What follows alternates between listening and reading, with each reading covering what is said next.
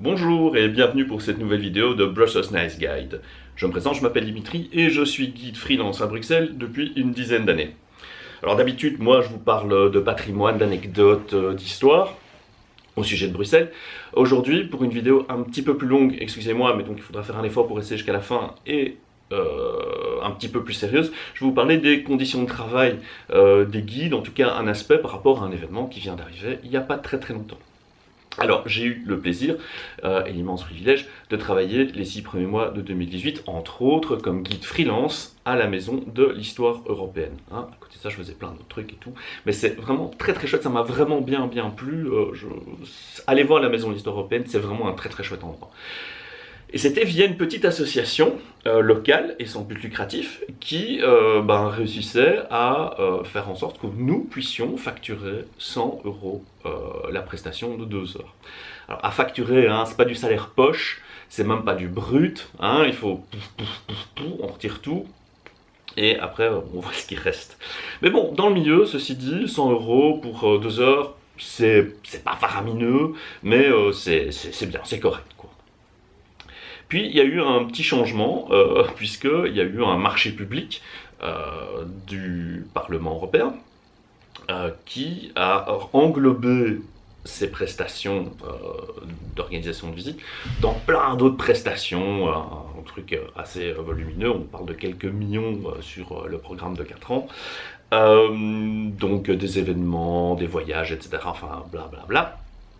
Et c'est le genre de marché public qui est en fait taillé pour des grosses structures, des grosses entreprises, en excluant de fait les petits opérateurs.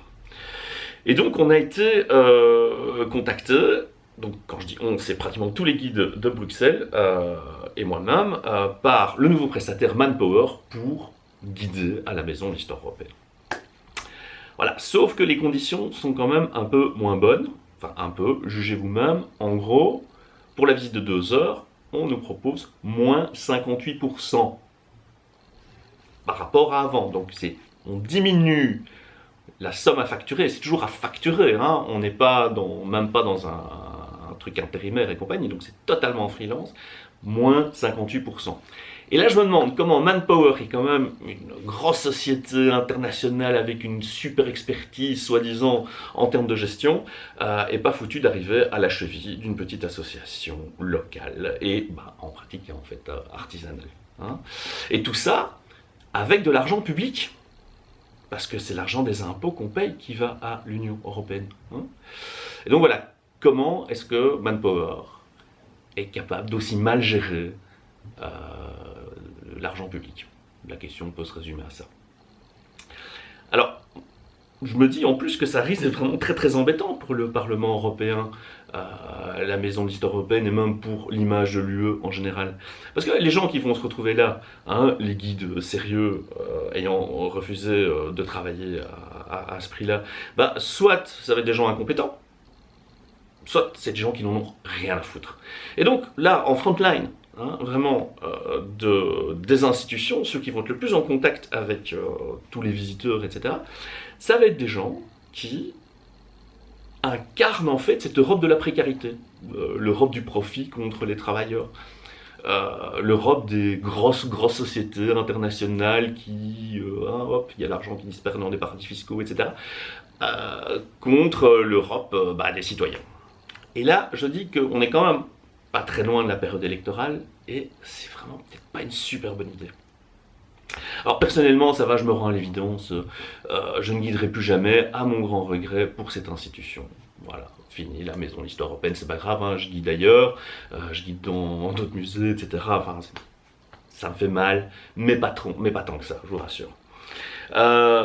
Mais de manière générale, en fait, on assiste depuis quelques années à une nette détérioration des conditions de travail comme guide ici à Bruxelles. Alors, on a la pression des faux free tours et de leur ingénierie fiscale. On a des cas comme celui-ci où c'est carrément, on se fait cracher à la gueule, fondamentalement, par des grosses sociétés. On a une absence de reconnaissance de la part des autorités régionales aussi, une forme de mépris, quoi. On n'existe pas alors qu'on est quand même en contact aussi avec beaucoup de touristes, qu'on est un petit peu les ambassadeurs de Bruxelles. Donc voilà, moi pose quelques questions, et là je vais vous demander à vous un service, c'est-à-dire il faut que vous interpelliez vos responsables politiques, il faut que vous fassiez tourner cette vidéo, hein, que vous la partagiez, et que vous taguiez les journalistes, et puis tous les gens qui pourraient avoir quelconque impact là-dessus, qui seraient intéressés par le sujet dans vos contacts. Alors, je suis bien conscient que on va pas inverser la vapeur sur ce coup-là, non. Mais je me dis que ce serait pas mal de mettre un petit peu la pression pour obliger Manpower à rendre des comptes par rapport à l'utilisation de l'argent qu'ils font, de l'argent public, je le rappelle, c'est de l'argent à vous, à moi, à nous, à la collectivité. Bon, si on n'essaye pas, on est sûr que ça va pas marcher. Et puis deux, même si sur ce coup-là ça marche pas, ça fera peut-être juste une petite brèche, une petite fissure dans laquelle que d'autres pourraient exploiter plus tard dans d'autres circonstances. Voilà, je vous remercie de votre attention et à très bientôt pour d'autres visites ici à Bruxelles. Au revoir.